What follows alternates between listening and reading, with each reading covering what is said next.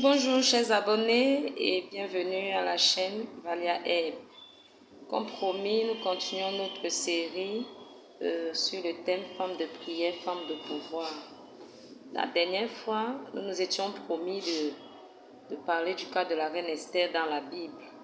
Il s'agit d'une femme dont la vie, le caractère, les manières nous inspirent pour influencer notre environnement. Mais avant de parler de son histoire, nous allons parler des événements précédents, ce qui a marqué la vie de la reine Esther. Nous nous trouvons ici dans l'Israël antique, où le peuple d'Israël s'est retrouvé déporté en captivité dans le royaume perse. À l'époque, c'est le roi Artaxerxès qui régnait sur presque une grande partie de la terre. Il était marié à une femme nommée Vashti. Et à cette époque-là, Esther s'est donc retrouvée en captivité avec son oncle, étant orpheline de père et de mère dans ce pays. Il servait dans la cour du roi et elle n'était pas connue du grand public.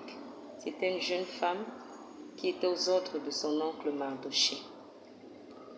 À cette époque, donc, le roi Artaxerxès, puisqu'il s'agit de lui, offrant un festin pour montrer la splendeur de son royaume, ses richesses, à travers ses peuples sur lesquels il dominait. De son côté, son épouse, la reine Vashti, offrit de même un festin pour les femmes du royaume. Ici, il s'agissait des femmes de distinction, comme nous pouvons aussi le voir dans le monde actuel, dans nos pays. Quand on parle d'une première dame ou d'une reine qui offre un festin, ce n'est pas tout le monde qui est invité. Ce sont des femmes de haut rang, des dignitaires, et donc c'était le cas à cette époque-là. À la fin de la fête, qui durera plusieurs jours, plusieurs semaines, le roi Artaxerxès voulut une fois de plus montrer la splendeur de sa domination qui comptait aussi la beauté de sa femme. Parce que rappelons-le, nous parlons ici de femmes de prière, femmes de pouvoir, l'influence d'une femme dans son environnement. Et la reine Vashti était donc celle-là qui était très belle et qui par sa beauté inspirait beaucoup de femmes dans le royaume. Le roi Artaxerxès fit appel à son épouse pour montrer sa beauté aux yeux du monde, mais celle-ci refusa de se présenter. Et à cette époque, il n'était pas autorisé à la femme, reine soit-elle, de désobéir à un ordre de son mari ou encore de refuser de se présenter quand celui-ci l'appelait, encore que elle n'était pas autorisée à se présenter devant le roi s'il ne l'avait pas appelée. Donc elle refusa. Elle s'était beaucoup appuyée sur sa beauté, se disant que, étant très belle et que son mari l'aimait pour cette beauté, il aurait accepté cela. Alors Vashti refusa et resta dans ses appartements, ce qui déplut fortement à son mari le roi. Celui-ci convoqua un conseil pour savoir quelle était l'attitude à adopter face à la désobéissance de la reine. Les anciens lui conseillèrent de répudier sa femme parce que, étant donné que les regards de plusieurs femmes étaient fixés sur elle, celles-ci pouvaient aussi adopter le même comportement envers leur mari, un comportement d'insoumission, un comportement de désobéissance et commencer à tenir tête à leur mari dans leur foyer. Ce que le roi approuva et il répudia la reine Vashti. Avant de continuer, j'aimerais que tu comprennes quelque chose. Tu peux être une femme mariée, tu peux même être celle-là qui est mariée à un homme de haut rang, à un dignitaire. Mais si tu n'as pas en toi le caractère que recherche ton homme, tu seras disqualifié pour ce pourquoi il t'a épousé, c'est-à-dire la stabilité de ton foyer et l'impact que tu dois apporter dans cette famille, dans ta belle famille, dans ton milieu, dans l'environnement socio-professionnel de ton mari et bien plus. Alors, c'était ce que Vashti était. Puisque nous parlons des caractéristiques de la femme de prière qui influence ce monde et qui devient indubitablement une femme de pouvoir, parlons aussi des caractéristiques de celle-là qui est symbolisée ici par Vashti.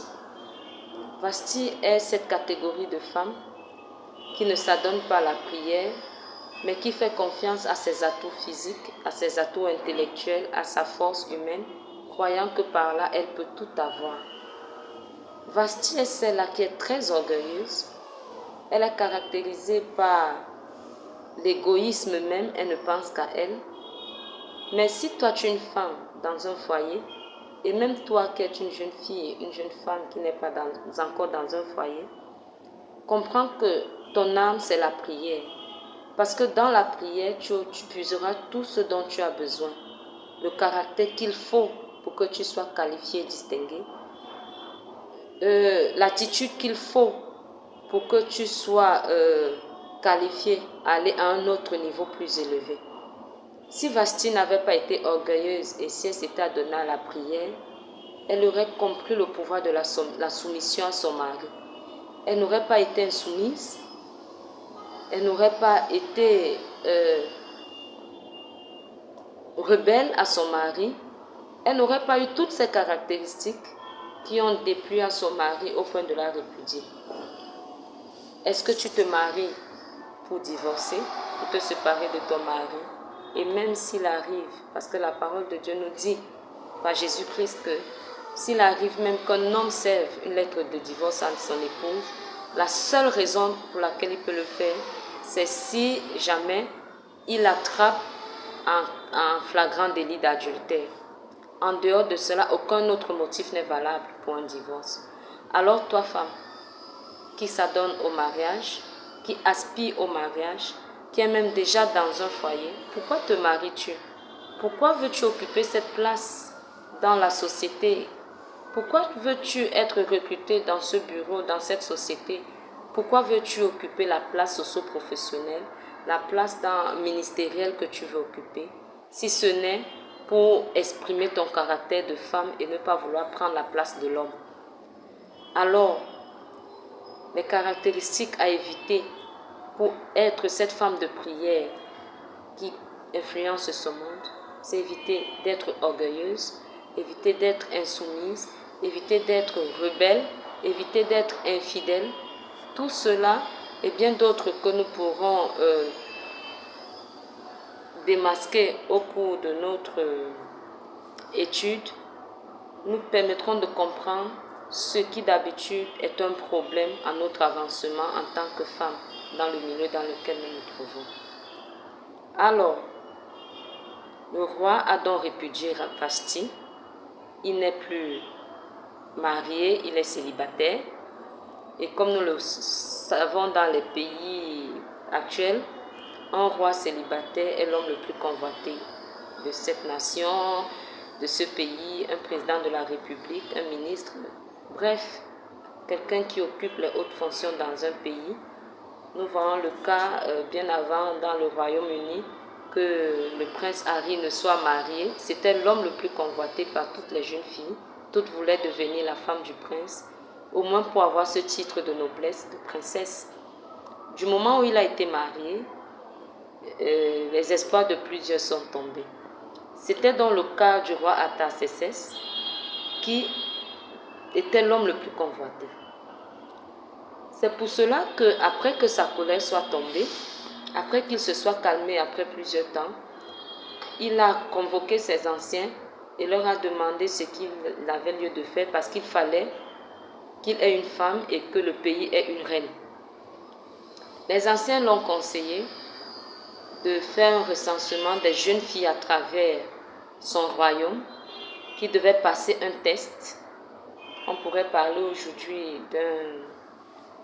on pourrait assimiler cela à une élection de beauté, mais pas pour devenir la miss d'un pays, mais l'épouse du roi, l'épouse du chef de l'État, l'épouse de celui-là qui est grand et dont on convoite souvent la place à ses côtés.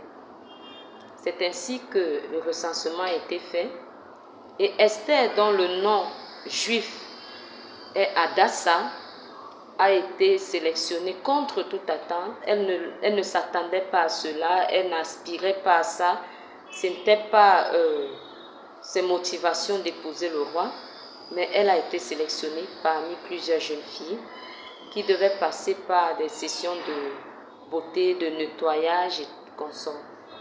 C'est ainsi que plusieurs femmes sont passées, plusieurs jeunes filles sont passées. On leur donnait des produits de beauté, des produits de toilette, des habits pour que le moment où elles devaient se présenter devant le roi, qu'elles soient au goût de celui qui devait choisir la femme qu'il allait épouser. Toutes sont passées et au moment où Esther passe, elle ne révèle pas son identité premièrement. Elle ne dit pas qu'elle s'appelle Hadassah. Elle ne révèle pas ses origines juives. Elle passe comme tout le monde. Et c'est ainsi que les eunuques du roi vont penser qu'elle fait partie des jeunes filles originaires du pays. Esther était très belle. Elle était d'une beauté pure, d'une beauté naïve, innocente. C'est ainsi qu'elle se présente après 6 mois de préparation physique et interne. Elle se présente devant le roi après plusieurs jeunes filles et le roi s'intéresse à elle. Le roi est intéressé, est subjugué même par sa beauté et il choisit Esther comme celle-là qui devait devenir sa reine, son épouse, celle-là qui devait aussi régner dans le pays. Jusque-là, j'aimerais que tu notes quels sont les caractères qui ont qualifié Esther. La première chose qui a qualifié Esther, c'est son humilité, son obéissance à son oncle, à respecter tout ce qu'il disait, à accepter tout ce qu'il disait, à marcher comme il disait, parce que, rappelons-le, c'est son oncle qui lui donne instruction de ne pas révéler ses origines. C'est son oncle qui lui donne instruction d'aller se présenter avec les autres jeunes filles. Elle a tout accepté. Elle n'a pas manifesté de la rébellion, du refus, ou alors de l'irrespect envers son oncle. En tant que jeune fille aspirant au mariage ou encore à une élévation dans la société, ce sont des caractères que nous devons d'avoir. Nous devons comprendre que nous sommes soumis à des hommes, à des autorités. Nous sommes soumis, nous avons toujours quelqu'un qui est sur nous, que nous devons respecter. Et même si tout ce qu'on nous dit ne nous plaît pas, nous devons le respecter. D'ailleurs, la Bible nous dit d'honorer nos parents. La Bible nous demande d'obéir à nos parents. Et d'ailleurs, c'est le seul commandement accompagné d'une promesse. En tant que jeune fille et sous l'éducation de nos parents, nous devons de les écouter et d'appliquer ce qu'ils nous disent. C'est ainsi que nous leur rendons honneur. Alors, Esther est sélectionnée et épousée par le roi. J'aimerais que tu comprennes ce jour, parce que nous allons nous arrêter là pour aujourd'hui, que nous tous, nous sommes qualifiés à influencer notre monde. Mais Esther, originaire d'Israël, était issue d'un peuple qui priait, un peuple qui connaissait Dieu. Elle a été élevée dans la crainte de Dieu, dans la foi. Je crois que c'est ton cas, je crois que c'est mon cas. Et nous ne devons donc pas abandonner ces voies pour penser, un temps soit peu, que nous pouvons accéder à un certain niveau dans la société, que nous pouvons avoir une certaine place, même dans notre foyer, si ce n'est par le biais de la prière. Alors soyons des femmes de prière, soyons des femmes soumises, soyons des femmes respectueuses, soyons des femmes pieuses, soyons des femmes pures qui s'éloignent du mal et qui recherchent le bien et la paix avec tous. J'espère que tu as aimé. Abonne-toi, partage, aime et rendez-vous à la semaine prochaine. Nous continuerons avec le cas de la reine Esther parce que son histoire est longue et pleine d'inspiration. Ciao, ciao.